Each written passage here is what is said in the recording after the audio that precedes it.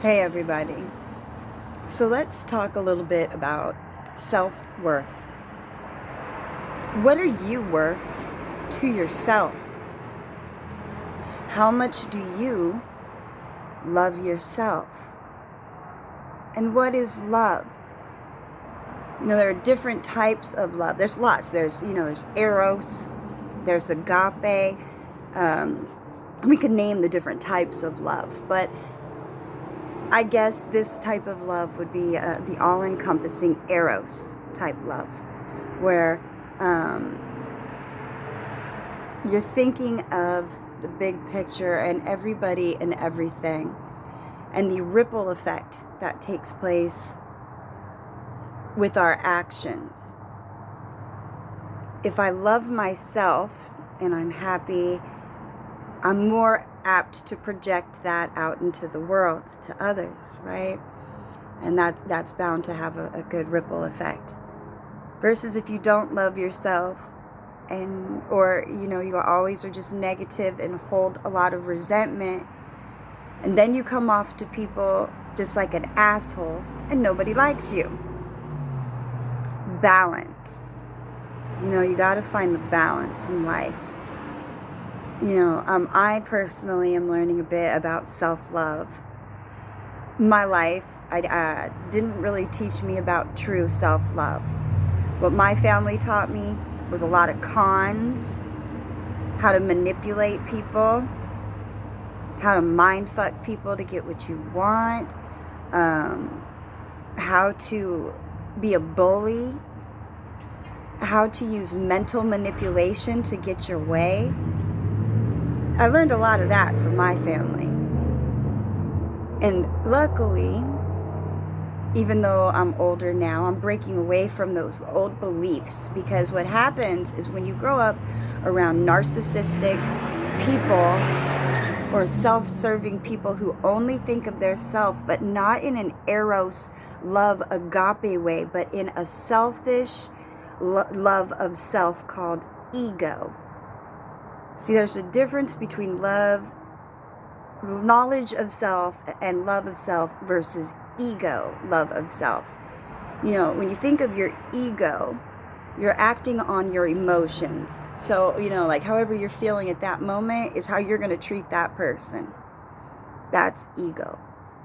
Or people who will do anything to get ahead, regardless of the cost, even if that means hurting other people. That's ego. See, self-love requires self-reflection. And when you do self-reflection, you see yourself in other people too. So when you see other people, you see the good and the bad. What are you going to choose to work on? I'm going to choose to try to work on compassion and being nicer to people, because that's what I would want, and that's what's going to come back to me if I put that out. So not acting on my emotions during the moment that a situation is going on, but rather logic. That goes with self-love and self-care, because the way you treat others is the way you want to be treated, right? The golden rule. So knowledge of self, past the conditioning, because we're conditioned from the moment we're born, from our parents to the television to the schools to the books.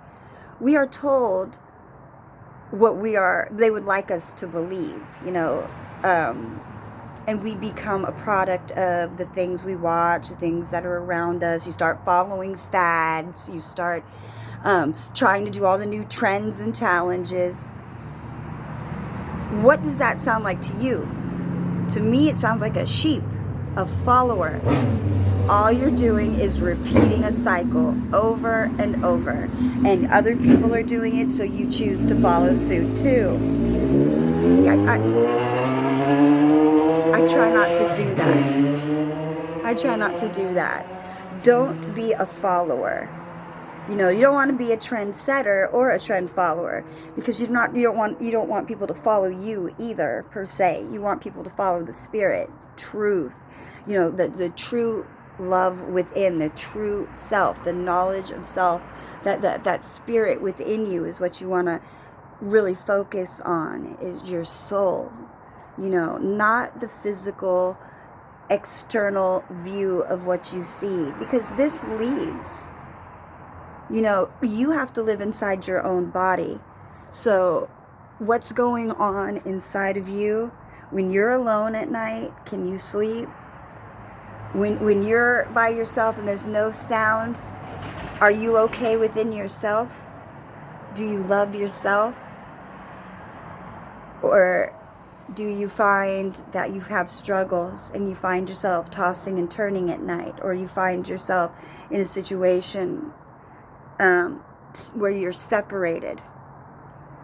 Let's get back to truth and compassion and love, knowledge of self, not egotistical self, but truth. Let's find our truth within.